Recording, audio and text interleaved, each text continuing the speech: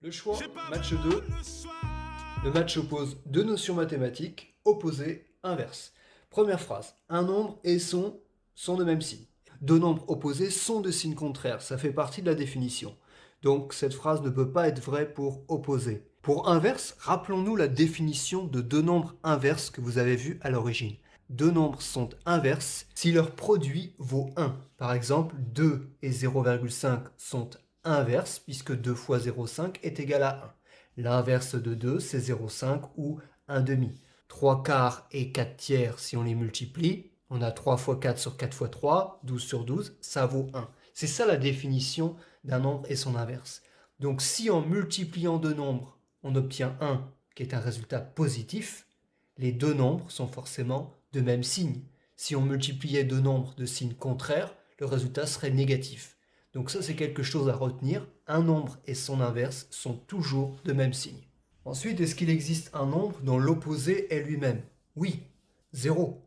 0 est à la fois positif et négatif, donc l'opposé de 0, c'est 0. Est-ce qu'il existe un nombre dont l'inverse est lui-même? Oui, 1 fois 1, ça fait 1. 1 est donc l'inverse de 1. Est-ce qu'il existe un nombre qui n'a pas d'opposé? Non.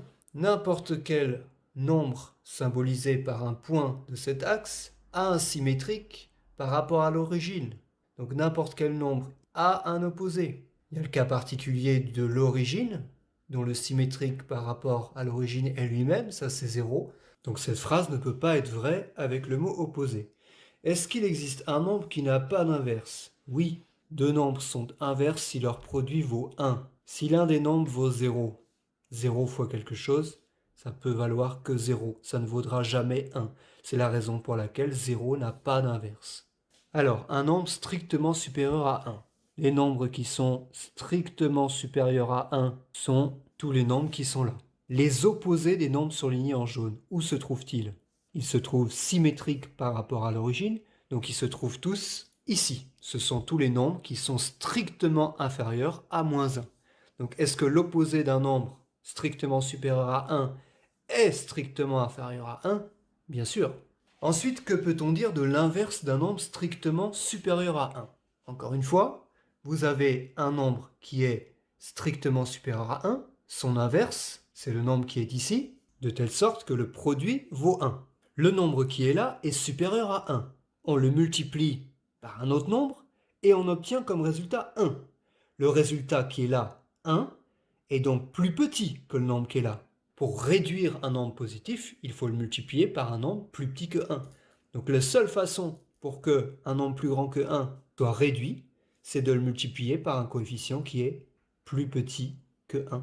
Donc forcément, le nombre qui est là est plus petit que 1. Par exemple, si vous prenez un nombre supérieur à 1, 2, pour avoir 1, il faut le multiplier par 0,5, etc. Si vous multipliez 2 par un coefficient plus grand que 1, vous aurez un résultat supérieur à 2. Vous ne pourrez pas avoir 1. Donc c'est vrai. Est-ce que le produit d'un nombre par son opposé vaut 0? Ben non. Plus 2 fois moins 2, ça vaut pas 0. Ça vaut moins 4. Est-ce que le produit d'un nombre par son inverse vaut 0? Non. On n'arrête pas de répéter depuis tout à l'heure que le produit d'un nombre par son inverse, c'est la définition, ça vaut 1. Ça vaut pas 0. Ni l'un ni l'autre.